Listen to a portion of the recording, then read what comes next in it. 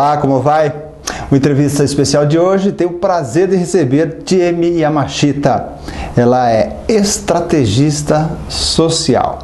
Vai nos falar a respeito de responsabilidade social, terceiro setor. Enfim, Jamie, primeiramente, obrigado pela visita e a gente gostaria de conhecer você um pouquinho, rapidamente, lógico, né? Uma passagem rápida pela sua vida. Você é neta de japonês? Sim, sou Sansei. Sansei, formada em comunicação social. Isso, formada em comunicação social pela Casper Libero.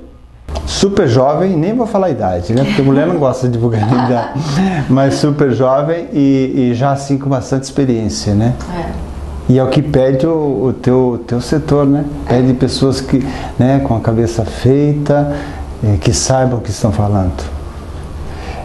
Mas o que te chamou a atenção para esse tema aqui? Eu sei que você já foi para o Japão, eu soube que você teve uma experiência amarga, o que te fez pensar muito a respeito da nossa função na vida. Fala um pouquinho a respeito da tua vida. Então, sou neta de japoneses nascida no Brasil, e aos 19 anos eu, no movimento Dekaseki, voltei para o Japão para trabalhar como operária. E ali eu aprendi muitas coisas, principalmente que eu sou brasileira. Aqui no Brasil todo mundo me chamava de japonesa, aí eu pensava que eu era japonesa. Chegando no Japão, eu vi que eu sou brasileira. E isso foi uma descoberta, foi importante para mim. Aprendi muito no Japão. Disciplina, forma de trabalho, o respeito, né? O respeito a tudo, a natureza, as pessoas. E aí, em 95, o grande terremoto de Kobe, eu estava lá. E foi ali que eu entendi o que é mais importante na vida. Porque um terremoto, você não tem mais nada. O que é importante? Não tem mais casa, não tem empresa, a destruição é total. Aí a gente descobre o que é importante, a vida humana é a coisa mais importante. Porque num evento desse não é uma destruição somente material, né? E assim, não é de uma pessoa a destruição material, é inteiro, não sobra nada, não tem nada. E aí o que sobra são as pessoas vivas. E a gente entende que aquilo é que tem valor. O que é que tem valor, né? Aí a solidariedade, a gente começa a descobrir e perceber como estava vivendo antes e como pode viver depois dessa experiência. E isso mudou tudo, foi um divisor de águas. Aí eu volto para o Brasil, porque eu sobrevivi àquilo, aprendi aquilo. Vou fazer o quê com aquele conhecimento, com aquela descoberta? Volto para o Brasil, aí eu me formo em comunicação social. E aí eu fui me dedicar a trabalhar no terceiro setor, que são nas organizações não governamentais. São ONGs que trabalham com causas sociais. Fui me dedicar lá, porque ali para mim fazia sentido. Ali existe a valorização das pessoas, né, de uma melhoria social. E aí com conhecimento em comunicação e marketing, eu fui dedicar o meu talento neste setor, que é muito raro. Por quê? Porque é um setor que não tem dinheiro, então não consegue contratar os profissionais. Fica sempre assim. E eu fui me dedicar lá. E há 10 anos trabalhando neste setor, aprendendo, ensinando algumas coisas, mas aprendendo muito com eles. Porque uma ONG, por exemplo, ele tem muito problema e não tem dinheiro. E eles têm que resolver. Eles têm que encontrar uma solução para conseguir a comida para aquelas famílias, para encontrar uma solução para aquelas crianças, uma educação, alguma coisa precisa se fazer, né? E a gente aprende muito na diversidade, na falta. Então, assim, eu fui viver um terremoto no Japão, e aprendi muito, e depois eu falei assim, nossa, no Brasil é como o do terremoto, só que a gente não percebe porque é constante. Lá, você tem ideia de uma vez perder tudo. E aqui é uma coisa constante. E aí que, agora, todo esse aprendizado, depois de um tempo, eu falei assim, o que eu vou fazer com esse conhecimento? Agora eu vou levar para as empresas, vou levar para as escolas. Esse é o objetivo. E eu falei, o que eu vou ser? Ele falou, vou ser uma estrategista social. Estrategista social. Tua profissão. Você é uma estrategista social, que também não existia. Eu falei, mas o que é? É uma pessoa que pensa de forma estratégica o desenvolvimento social, né? E essa bagagem são os 10 anos de conhecimento na área social, que agora eu trago para o mundo corporativo, para as empresas, para que elas também possam melhorar. Você joga a responsabilidade para o setor privado também, né? Eu ajudo, eu acho que é o setor que explora bastante, né? Então eu ajudo, elas também, quando eu desenvolvo projetos de responsabilidade social, então existe um desejo das empresas de desenvolver algum projeto, mas não há conhecimento, né? Então a minha parte é poder apoiá-los nisso, para que eles possam desenvolver os melhores projetos. Projetos sociais precisam ter impacto. Qual é o impacto social dessa ação? E a empresa não tem essa ideia. Então, um estrategista social já tem essa noção e pode aplicar melhor os recursos, porque não adianta eu ter recursos se eu não souber aplicar de forma adequada. Né? Não é o core business da empresa saber sobre isso. Ela pode ter um recurso, tem uma vontade, mas não tem um conhecimento. Aí precisa ter um estrategista social para poder fazer esse projeto, e aí sim a gente pode beneficiar. Esse é o trabalho. Ela tem a consciência e tem você como ferramenta, né? Exatamente. É o como, né? Para otimizar. É assim que é o trabalho. Vou voltar um pouquinho na questão da origem. Você falou uma coisa que me tocou. Fala. Você falou assim, eu descobri que eu sou brasileira. Acho muito bonito. E o que a gente percebe é que o japonês se identifica muito com o povo brasileiro, embora as culturas a gente percebe muita diferença. O que você acha que identifica muito esses dois povos? Em questão de cultura são diferentes. Mas o que identifica esses dois povos que se unem tantas? Na tua opinião? E se unem, o que eu acho mais bonito assim no povo brasileiro, por exemplo, é essa abertura para aprender coisas, essa alegria, né? Não que o povo japonês não tenha, ele tem também, mas é diferente, né? Por exemplo, olhar, não se olha no olho. Ah, tá. Não se olha no olho. É uma afronta olhar no olho, assim, ficar encarando. Né? Ah, entendi. As pessoas olham, ou se olhou rapidamente, ou então vai olhar para o queixo. Não para os olhos, para o queixo. É questão de cultura. Questão de cultura. E no Brasil, nós já somos, né? Todo mundo olha no olho, tem esse hábito, são questões diferentes. E eu entendi que eu sou brasileira porque o meu costume, os meus hábitos, o meu jeito, ele tem a questão é diferente de lá porque eu sou, né, brasileira. E aconteceu umas coisas engraçadas lá. Lá se fala muito baixinho. Muito baixinho, todo mundo fala assim baixinho. É disciplina também, né? Falar baixinho. Não se ri alto. Ri assim, sabe? E no Brasil, como é que a gente ri? Bem diferente. Fala alto. E eu lembro, eu estava com a minha irmã no Japão, conversando numa estação de trem, e depois vieram os policiais, falaram que tinham falado que tinham 2 mulheres brigando na estação. Não, eu estava só conversando com ela, mas a gente estava animado. E eles pensaram que a gente estava brigando, estávamos exaltadas demais. Então... É o excesso da disciplina, né? Mas é a questão de cultura, como você disse. Questão de cultura. Né? Agora, a solidariedade também é um aspecto nacional, né? Brasileiro. Solidariedade. E o Japão também. Ele tem isso muito forte. Nos terremotos aparecem muito. Eu diria que mundialmente é um maior exemplo de solidariedade do Japão, né? Por tudo que passou. Ele junta a solidariedade com a disciplina. Então, quando junta o japonês com o brasileiro, tem coisas muito importantes, né? Tem a solidariedade que já é comum nos dois lados. Tem a disciplina que a gente tem que aprender com o povo japonês, né? O brasileiro tem que aprender com o povo japonês. E tem essa leveza, essa descontração que o japonês tem que aprender com o brasileiro. E eu, que sou descendente de japonês, japonês. E sou brasileira, eu falo que eu reuni o melhor dos mundos. Pega o daqui e o dali. Só pegou o filé. Peguei só o filé. Só o filé. Mas aí é o que a minha avó sempre falava também, minha mãe também fala. Vai fazer o que com isso? Né?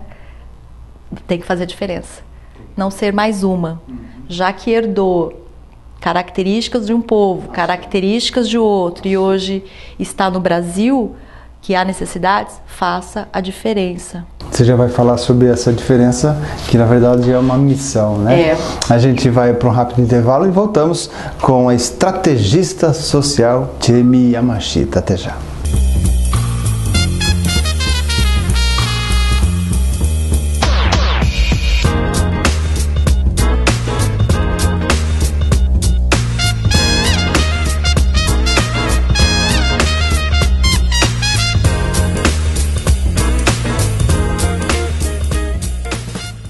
A entrevista especial de hoje volta com Jamie Yamashita. Ela é estrategista social, já nos falou da sua vida e vai nos falar a respeito agora do teu trabalho de difusão e sobre o Motainai.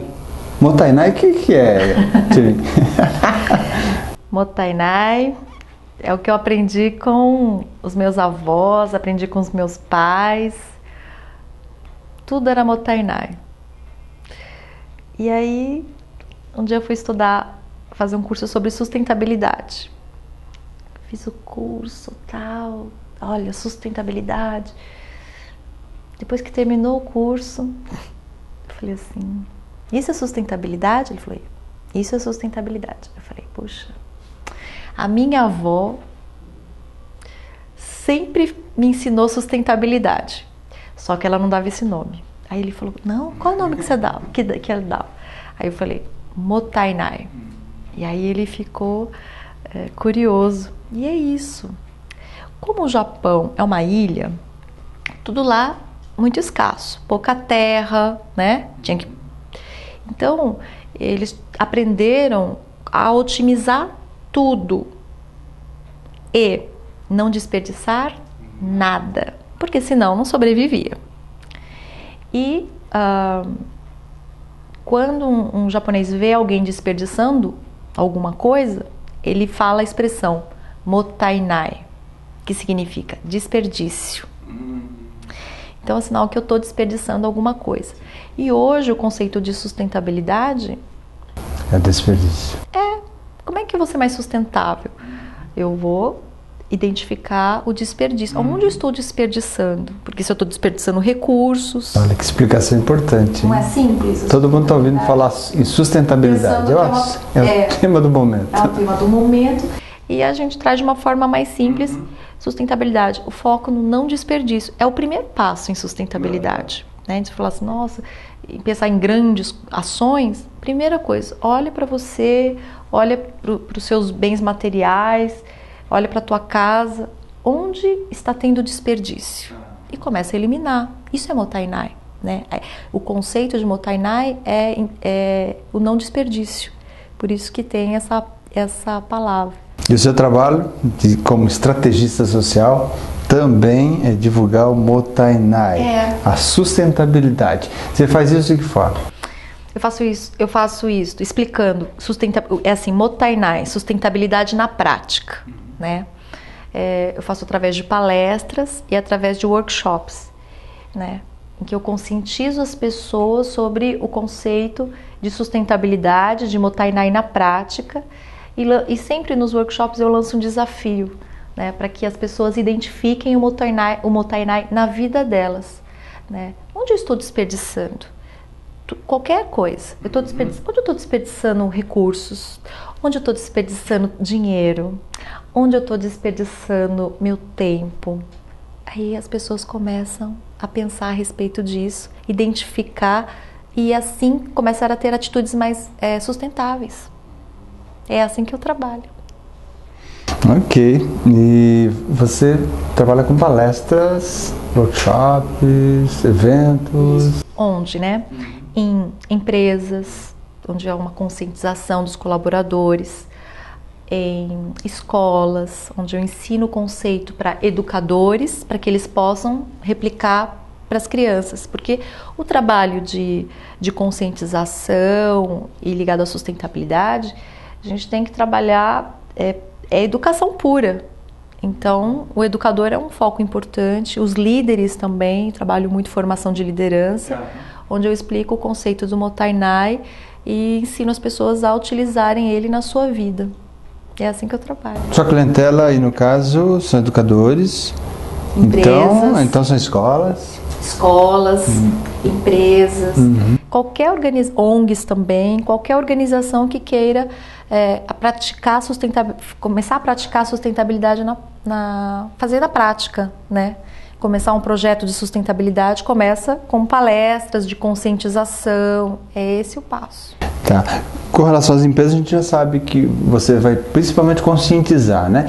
Essa conscientização já existe nas escolas hoje? Por exemplo, a rede educacional, ela tá difundindo isso, está preparando, está estudando isso, então, praticando? Ela fala de sustentabilidade, mas ela fala de uma forma do planeta. Vamos preservar o planeta. Então ele foca principalmente os recursos naturais. Quando eu falo de Motainai, eu amplio o conceito de sustentabilidade, falando sustentabilidade a gente não precisa pensar só em recursos naturais, a gente também tem que pensar em sustentabilidade das relações, né? Então amplia-se mais e aí nisso a escola ainda não está trabalhando, porque quando eu entendo o conceito de sustentabilidade, eu consigo aplicar em todos os aspectos da minha vida. Não fico só pensando nos recursos naturais. É assim que a diferença que está nos educadores é essa, nas escolas é esse. Isso é inédito, não tem ninguém fazendo isso. Tá, então essa história não começou com o terceiro setor? Não começou com o terceiro setor. Sobre o Motainai? Sobre o Motainai. Não. Ele surge justamente quando eu vou estudar, 3 anos atrás, eu vou estudar sustentabilidade para poder me aprimorar profissionalmente. E aí eu tenho a ideia, nossa, mas sustentabilidade é Motainai. E fica mais simples de entender, então, né? Porque às vezes as pessoas têm um nome deste tamanho e falam, é uma coisa muito complexa, é só para grandes empresas, sabe? Fica com essa impressão. E o Motainai não, o Motainai é uma palavra simples, é desperdício. Toda vez que eu consigo identificar o desperdício em alguma ação, eu já estou praticando sustentabilidade. E eu achei que isso é uma coisa que não existia, então poderia ser aplicado desta forma. Como é que você analisa o rendimento das pessoas que participam dos seus cursos? Olha, começa primeiro pela motivação delas. Porque uma vez que elas entendem o conceito do Motainai, depois elas têm um desafio de poder identificar onde tem o desperdício. Se é no departamento, ou no meu departamento, onde eu estou desperdiçando. Aí eles em grupo começam a identificar. Quando eles identificam o desperdício, imediatamente já começam a elaborar estratégias para eliminar o desperdício, né? E com isso melhora a produtividade, há uma economia de recursos, eles são mais motivados, ensinam o conceito de Motainai para os familiares, para os filhos, para a esposa. Esse é o resultado que se tem. É uma coisa que eu não tinha pensado ainda. É lucratividade também.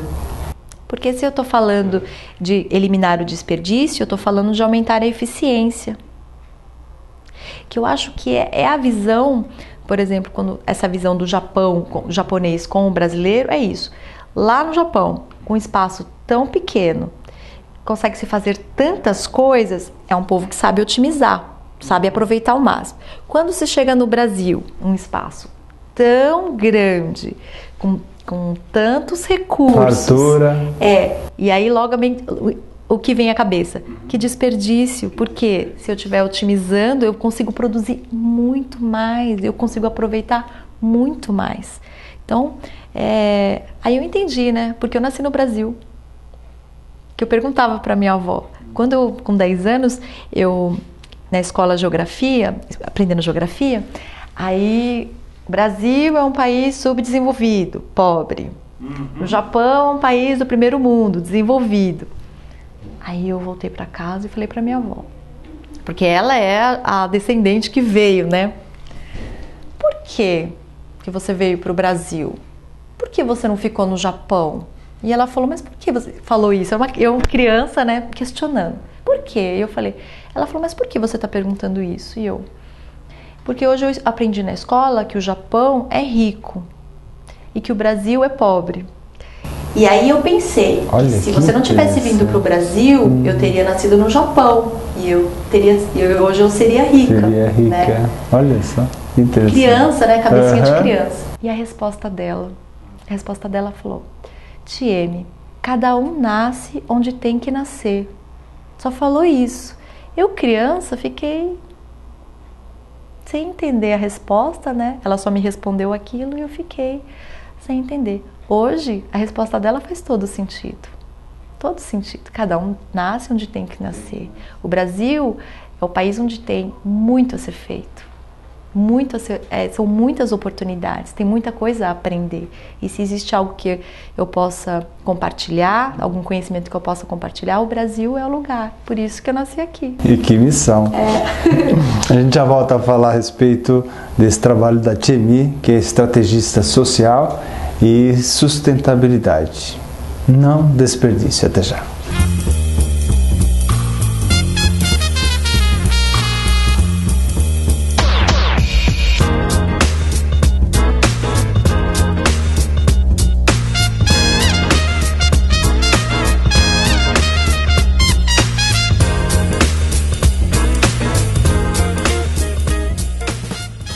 Voltamos com a entrevista especial e uma estrategista social. Simpática Tiemi Yamashita já nos falou da sua vida, das suas experiências, falou da sustentabilidade, uma coisa tão simples que é o desperdício, né? Às vezes a TV e os jornais falam sustentabilidade como se fosse um nome, né, tão difícil, e tem muita gente que olha aqui lá e fala, eu não sei o que é isso, nem quero saber. E de repente era importante ela saber, né, de uma forma definida, definindo essa palavra tão difícil. Agora, eu estava te perguntando aqui nos bastidores sobre ONG, né? Ela nasceu da vontade da sociedade em estar resolvendo alguns problemas por conta própria, é isso? Isso. A conscientização social aí. É. A organização não governamental. Ela nasceu, surgiu das classes, das associações, enfim? Então, é a sociedade civil tomando consciência das suas necessidades e se unindo, se organizando para resolver os problemas que o governo não consegue atender. Começa nisso, né? Mas é muito antiga, a origem é muito antiga, desde as organizações religiosas, né, que sempre Santas Casas de Misericórdia, tudo. E aí depois tem um grande boom com muitas ONGs, mas é assim, à medida que a sociedade vai evoluindo, que ela vai se emancipando, tomando mais consciência, ela assume o seu papel, não fica só naquela posição de esperar o governo fazer, o governo dar, ela mesma vai buscando as soluções, vai encontrando formatos, né? Tanto que hoje existem muitas parcerias entre governo e organizações não governamentais no atendimento da população, porque a principal característica de uma organização não governamental é conseguir atender uma demanda. O que é uma demanda? Ela consegue identificar na comunidade qual é a demanda daquela comunidade, porque ela pertence àquela comunidade. Ela conversa com aquela comunidade. Aquela realidade, né? Muitas vezes o governo não conhece. O governo às vezes não conhece aquela realidade, não conversa com ela. Tem outro plano. Tem outros planos, investe em projetos que não atendem à demanda. E as organizações não governamentais, elas estão próximas, elas são legítimas. Elas são legítimas, sabem qual é a demanda. Então, as parcerias são ideais na parte de desenvolvimento de projetos. Já tem duas definições importantíssimas para todo mundo, para mim também importante. Sustentabilidade é uma coisa simples que é o desperdício. Vou parar de desperdiçar e vou usar isso em meu benefício e em benefício da humanidade, do planeta. E organização não governamental que nasceu, né, para ajudar o povo. É o povo assumindo a sua parte, o seu papel na sociedade. Agora, nós vimos umas imagens aí que mostrava uma geisha. Me disseram que é você essa geisha. É um trabalho de difusão também? Esse trabalho que se desenvolve como a geisha? O que é isso? É um trabalho chamado de Lendas Japonesas. Ele nasce desde 2008, quando eu precisava... eu sempre trabalhei na área de treinamento e desenvolvimento, né? Com a parte de sustentabilidade, responsabilidade social, fazendo isso. Mas eu era mais uma consultora falando de sustentabilidade, ou seja, não tinha nenhum diferencial.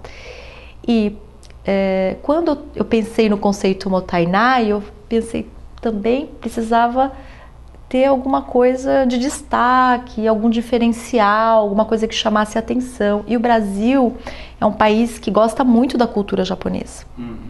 Se interessa, gosta da comida japonesa, então tudo. E aí eu pensei assim, puxa vida, eu acho que eu vou fazer uma performance, né?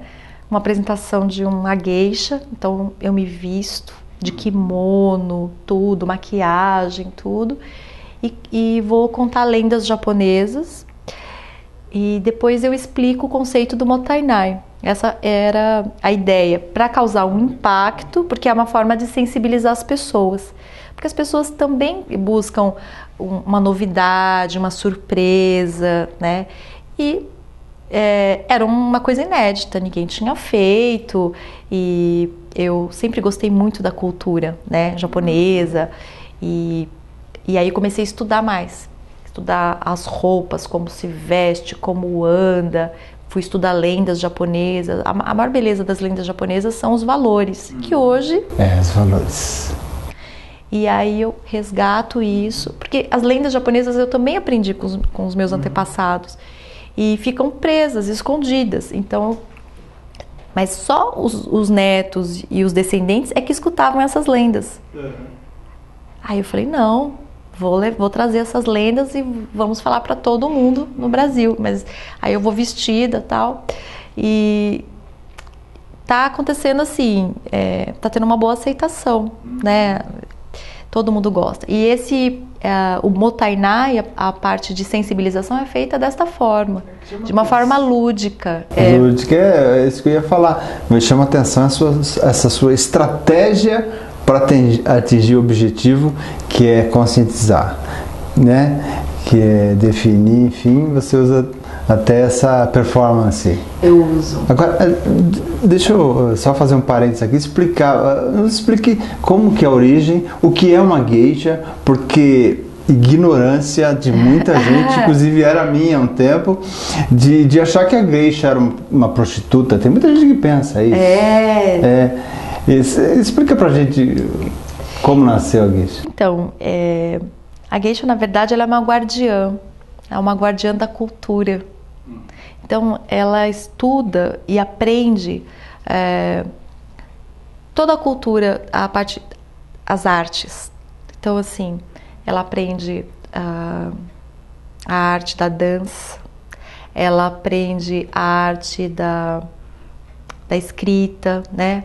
Ela aprende a arte de servir, no sentido de atender as pessoas, né? Porque elas trabalhavam nas casas de chá, então é de deixar as pessoas bem, ser uma boa anfitriã, né? Também eram consultoras, porque elas conversavam com homens muito poderosos, né? Com os grandes líderes, eles eram servidos pelas geishas, elas mediavam conversações importantes, então eram mulheres muito cultas, né? Que dominavam a arte da cultura, né? Então a vestimenta, as roupas, tudo é muito bem cuidado, e também tem esse outro lado de estrategista, de conhecer muitas coisas, de saber sobre muitos assuntos. Por quê?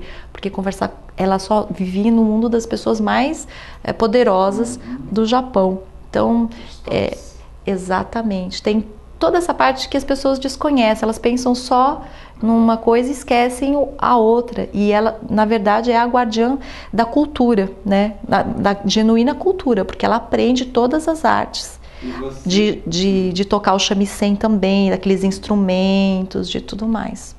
E você, inteligentemente, estrategicamente, utiliza essa, né, essa ferramenta para fazer o seu trabalho. Eu me inspirei nelas, né? Eu não sou uma geisha, mas eu me inspiro nelas para poder desenvolver esse trabalho. Parabéns. Agora, para encerrar, logicamente que tem empresários, tem pessoas interessadas em saber mais sobre isso, né? E como é que faz? A pessoa pode entrar em contato com você, enfim, e você presta esse tipo de serviço para todos os segmentos. Isso. Entrar em contato, tenho um site, né? Tem uma empresa chamada Teia Projetos Socioambientais. O site é www.teiaprojetos.com.br. O meu e-mail é tieme@teiaprojetos.com.br. Também com o meu nome, Tieme Yamashita. Estou nas redes sociais, no Facebook, no LinkedIn, tenho um canal no YouTube com vários vídeos meus também. Dá para ver a minha performance, saber mais sobre a minha história, conhecer sobre os outros projetos, está tudo disponível no YouTube. É um trabalho muito bem feito, tecnicamente, né, e também profissionalmente muito bem feito. Parabéns, Tieme. Obrigado pela entrevista, obrigado pela visita. Para a gente foi um prazer enorme conhecer você. Prazer também é todo meu, satisfação. Obrigada pela oportunidade. Obrigado a você.